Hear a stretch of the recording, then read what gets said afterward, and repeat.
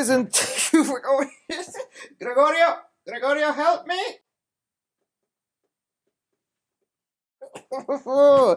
Hey guys, thanks so much for clicking on this video. My name is Chris. I appreciate all of you who decided to join in and click on another episode of Side Flick. We've got some movie news to discuss here today. We got a lot going on. We have the announcement for the new Metal Gear Solid movie. Not only that, but who's playing Snake? We have the DC Universe ever expanding, announcing a new superhero who's never gotten a movie before, but with a twist. And even some T-Spill continuation on this whole HBO Max releasing all their 2021 movies on their streaming service and theaters the exact same day. AMC fires back, y'all. That is so much more, guys. So many of your opinions down below on everything we discuss here today. What got you excited? What didn't you care about? What made you go, you know what? Chris really made me look at a different side of this. Before continuing on, I just have a little announcement to make here. I gotta get dramatic here with my glasses. This gonna be my last side flick, unfortunately. Last side flick on this set!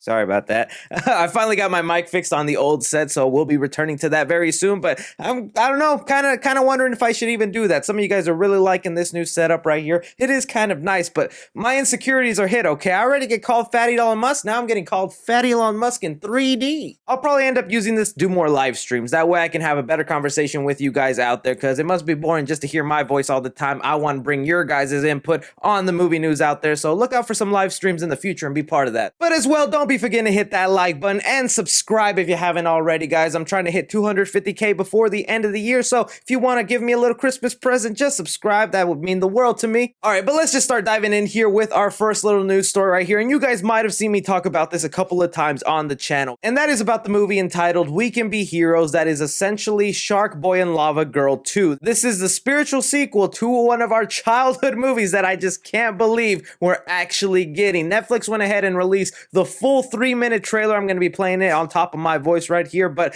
I don't know what it is. It must just be my nostalgia. It must be the child in me, but I am drawn to this, and I'm actually really pumped for this. I never thought I would care this much about another Sharkboy and Lavagirl movie, but this looks dope. I mean, not even to mention, this is also being directed by Robert Rodriguez, the guy who brought us Spy Kids and Sharkboy and Lavagirl, but he also just directed the latest episode of The Mandalorian, which is pretty sweet. And even though the CGI is for sure hella wonky in here, like, oh my god, we are going back to 2005 with these effects. But at the same time here, I don't care. This cast is star-studded, and this longer trailer gives us a better idea of the personalities and these main kids who will be the star of this movie, because really, if you see this trailer, the main premise is exactly like the first Spy Kids movie, okay? You have the adults who are the spies, and here instead, it's the superheroes. Oh, they get kidnapped, they get taken away, and it's up to children to take that mantle and become the spies/heroes. But like I was saying, the kids in here don't seem annoying. They actually seem kind of charming and funny, so I'm glad with that. And even the superpowers that they're showing off here in these trailers do look like they're going to be fun.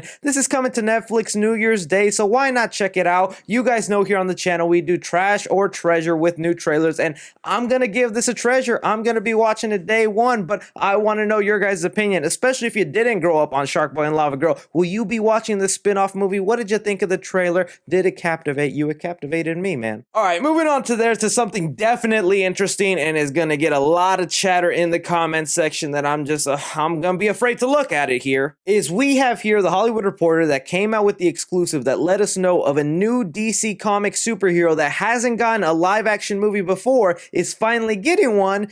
Except they are mixing things around here. They have it here, the Hollywood Reporter says, Kat Vasco to pen female-centric PlasticMan movie. That's right, you heard. They are turning Plastic Man into Plastic Woman. Some of you guys might not be all that familiar with the Plastic Man character here. I actually do have a little Plastic Man Funko Pop here. I gotta show it off. I think the character is pretty cool. I'll read you a quick summary that the article has here just so you can get familiar with the character. They have it here as, the hero's identity is Patrick L. O'Brien, a crook turned good guy. During a botch heist, O'Brien is shot, and wouldn't you know it, also dosed with a mysterious chemical. Left for dead by his gang, he awakens to find himself imbued with the power to shapeshift and stretch his body into almost anything. O'Brien eventually reforms and becomes a police officer. And this is kind of a cult following character right here that has a lot of fans behind him. I mean, it's the reason I own his Funko Pop, because I do find him to be kind of a cool superhero, Mr. Fantastic Powers, but with the personality of a crook and kind of this anti-hero persona, even though he's mainly a good guy at heart. But yeah, the real kicker here is that instead of doing it the traditional way that he's been done ever since the 1940s, they are going with a female route. Now, before diving deeper into my thoughts and more details in here, I gotta make it really clear, don't be an a-hole. We do get gender switched roles, and it might be annoying to some people, but if this angers you to your core and you are just getting frustrated, man, do not be on this channel here, because we don't do that. But with that said, it's perfectly fine to be hesitant on this and go, what, really? Because come on, this is the first time we are getting this guy in live action form, and I would have liked it to have been done the traditional way. If we really strip it down and bring it to the character of what PlasticMan is, the only essentials we need is a person who is crooked, once a thief, and has the ability to stretch. Apart from that, their gender has nothing to do with it, their ethnicity has nothing to do with it here, so this is perfectly suitable to be swapped out like that in the argument where I always make, you can't really make Black Panther a different race, because Black Panther is rooted in African American culture and is a character that comes from Africa, so it really wouldn't make sense to change that character up. But someone like this that has the very basic essentials met, you can do this switching around. At least that's just my opinion. Going further on the details about this movie, they say here, Vasco hiring, however, is meant to take the project in a new direction entirely. Sources tell the THR that the project, which is in the earliest stages of development, will now be a female-led vehicle. It is unclear if that means a title change or not. Oh my god, I didn't even realize it to this point. Yeah, you can't really call a female-led PlasticMan movie PlasticMan. I guess you could call it Elastigirl. Did I do a good Elastigirl? Play it. Elastigirl?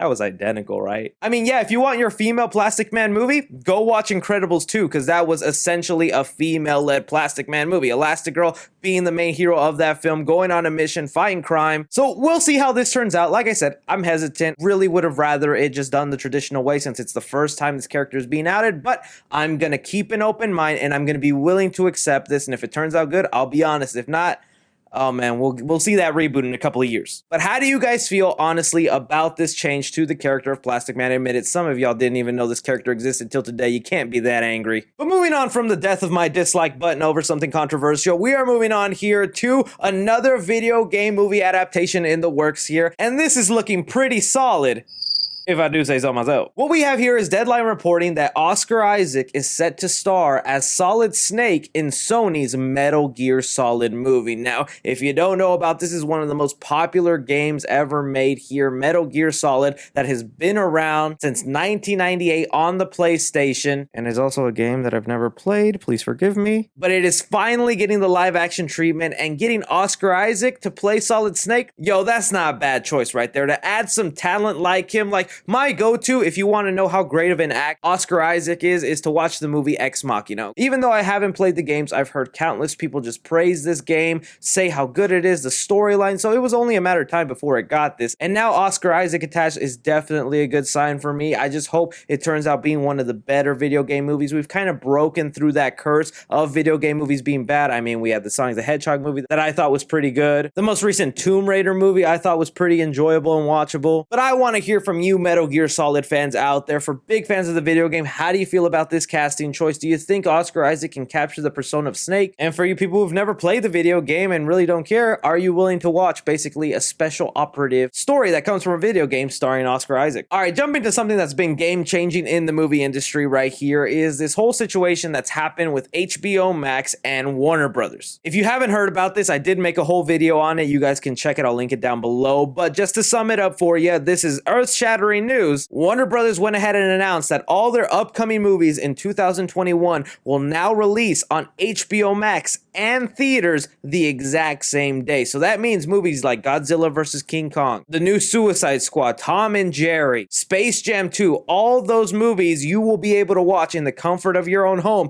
if you are subscribed to HBO Max with no additional charge. It'll just be there like a new show on Netflix. Along with that being the exact same day it's available in theaters. I'm I'm still just wrapping my mind how that's a real thing right there. Cause like I'm a movie theater going guy, so I'm gonna definitely watch Godzilla vs. Kong in the theaters. But just the fact that I could watch it in the theater and as soon as I leave and come home, I can put it on again. Like, what? And even just as a movie YouTuber, the logistics of Easter egg videos and things you might have missed is going to get a whole lot easier now that I have the movie at home and I can pause and rewind as much as I please. But okay, aside from that though, we are now seeing the backlash from some other companies that are not agreeing with this model, particularly AMC Theatres, one of the largest movie theater chains in the world. After hearing this news, they went ahead and responded how they feel about this because it's obviously going to hurt their business. Because really, think about it, that family of 6 or 7 is now going to instead pay those $15 to see it on HBO Max instead of the 70 or 80 they were going to, plus the popcorn and drinks they were going to get. I just think if you have the option to move a remote and click like this, or, you know, put fancy clothes on,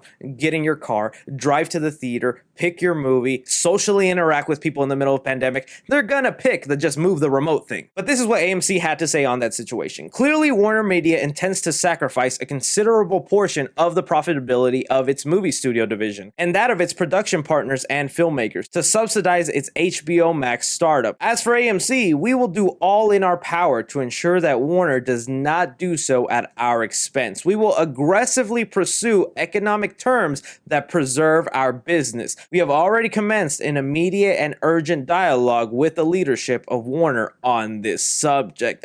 Basically what that means right here is AMC's going, I'm not going down like a punk, Warner. What that basically translates to me is AMC's going, you know, we're not going to make any money on this in theaters. There's going to be a few people who show up, but it's not going to be nearly the amount that we would have if these movies didn't already end up on streaming. So because of that, you're going to have to give us a percentage of that HBO Max subscription to make up for what we're going to lose in tickets. And while I can understand AMC for doing that, I think that's kind of an a-hole move and they don't really have the right to do that. And that's me speaking as someone who loves the movie theater experience and wants to preserve that. I just don't think Warner Brothers has that obligation, but at the same time, I don't know what a better solution is for this situation. I mean, they've already said this is only a 1-year thing, but come on, we all know if this goes well and they end up making a boatload of money and it's successful, even at the expenses of movie theaters, Warner Brothers will do this to the end of time until it doesn't make money. And even aside from that, something that we didn't know about, other partners that work with Warner Brothers to make these movies, like Legendary, who are the ones who are making Godzilla vs. Kong along with Warner Brothers, they had no idea this announcement was coming and they were kind of shocked by it and were like,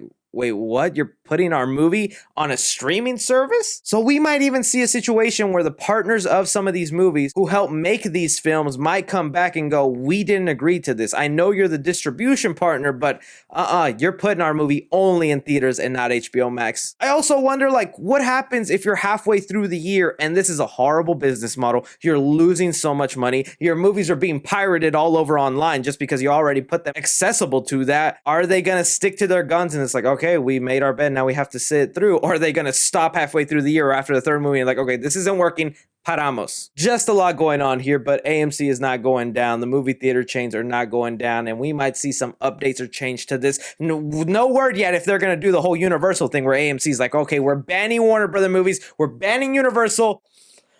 All we have left is Disney. And you don't want the mouse in charge of everything, trust me. But that's enough of me ranting on here and getting all crazy. The most important part is your guys' opinions down below. What am I wrong in? What do you think is a better answer? I'd love to hear it down below. Don't forget to be subscribed. Hit that like button. Follow me on Twitter at 3C Film Review. I really appreciate all y'all who watch. As always, my name is Chris.